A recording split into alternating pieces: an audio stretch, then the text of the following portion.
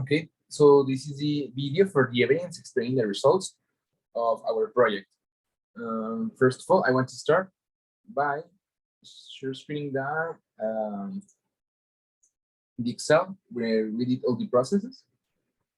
First, here is the table with information and the variables of the gasoline. First, well, here is the legend of the gas, what each variable meant. So first, we did the correlation table to see the correlation coefficients between the different x variables that we were going to use. Here, first, we saw it was a multicollinearity because it had a correlation of more than 0.85 0.85, and here we saw that the demand was the one that was not fulfilling these characteristic. So we erase it from the variables.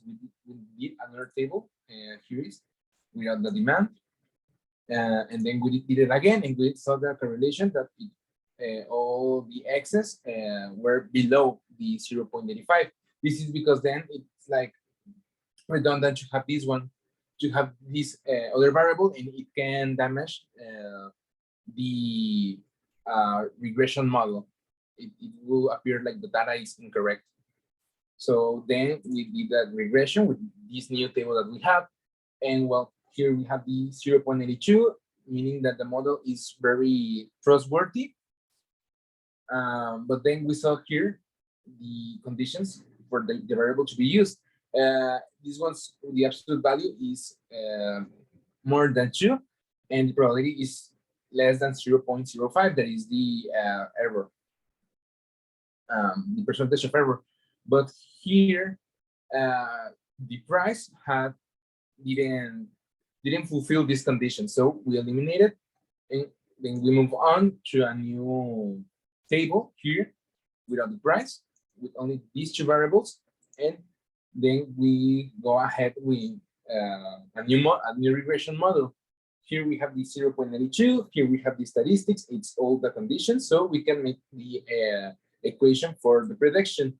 That is the intercept coefficient with the vehicle fleet coefficient times x, or beta, that is the first variable, and the second variable 12.59, etc. x2 multiplied, right, by oil GDP. Here we did with the residuals, we did the dispersion graph to see the independence of the variables, to see if they have like no correlation. We also did the histogram, and here we have like is the Bell model, so it is correct. And also here the residuals, we saw that the distribution is a normal distribution; it doesn't have any pattern. Then we do the smoothing. The smoothing is to be able to predict future values of the two variables. First, it was the vehicle fleet. Here we have it for the next 10 years, and then we have the ones for the oil GDP, and also the next 10 years. And well, with this information, we now use these are the same coefficients from before, the intercept, the vehicle fleet, and the oil GDP. We have here the new predictions, and we just substitute in the equation that we already made. So here we have the sales with the equation for the next for the next 10 years. And well, on the case, it mentioned that it had like a fixed cost and a variable cost. The fixed cost was 512,342 plus variable cost of 0.33. No, of 33.33% from the total sales. So here we have like the total cost between variable cost and fixed cost, and we have the profit, that is the sales, the total sales, minus the total cost. And here we can see that they start decreasing. They start decreasing because the oil GDP is going down, and it has the bigger coefficient. And meanwhile, the vehicle fleet is going up in the prediction. It it doesn't have like a big enough coefficient to sustain the whole equation. This may be because scarcity or other factors maybe in the future. Well, occupancy, here we need the same process with all the tables. First, the correlation, we see that here there is not multiple linearity, but here we see the national tourist is the correlation with the Y hotel occupancy with the wild independent variable.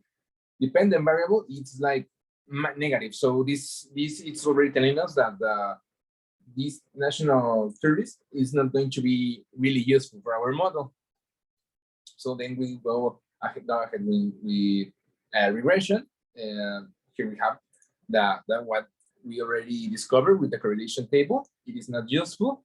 They don't have the conditions. So we move on to the next without those variables. But first we get one by one to see if maybe by removing one variable, it fixes the other one. But here we see them done. It doesn't do it. So we go again. And here we already have that these two variables are the ones that are useful for the model, and it also has 0.78% of trustiness. And we do the equation, we do the independence graph, we do the graph of the residuals to see the limit that is a distributed normal, and the histogram to see if it has the Bell model. It does. We go ahead and again we do the smoothing for the next 10 years. Here we first for the variable of international tourists, then for the variable of average stay, and then here we do the same.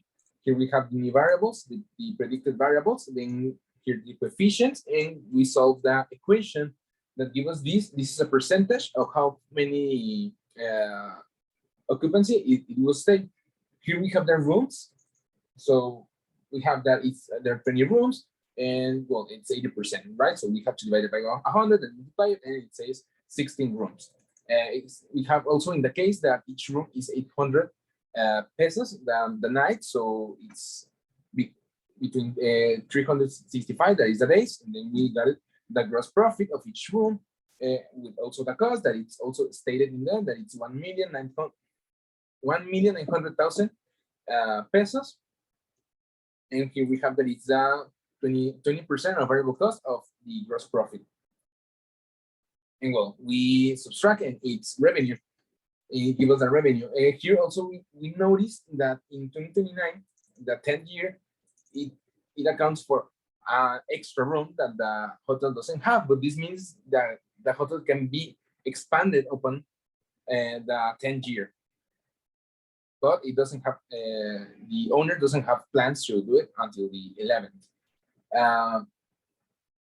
What we also can see here is the revenue continues to increase.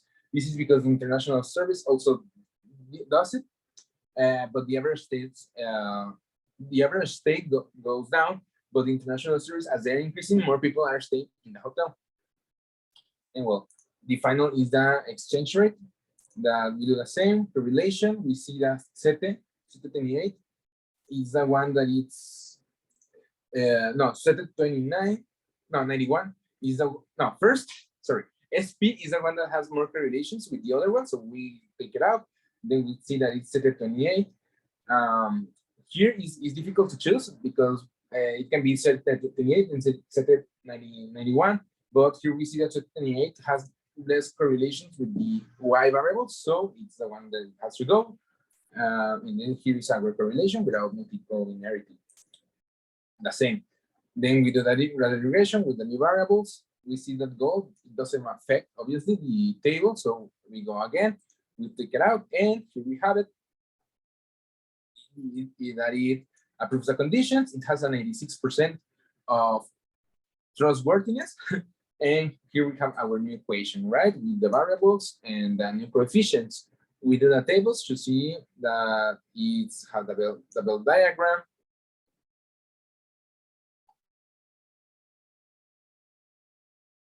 see that, right? Then we do the smoothing again. This is a little bit larger because it's divided by months and not by years like the other ones, but we still get it. It's actually like in the 10 years, 121 months. So yeah, that's a lot. This can be a little bit bad for the prediction. As it is meant to go for smaller numbers. But well, we do the same for both variables that survive the tests, and then we can have here the predictions. Here, well, this is the last prediction where we can see that the exchange rate is going to increase.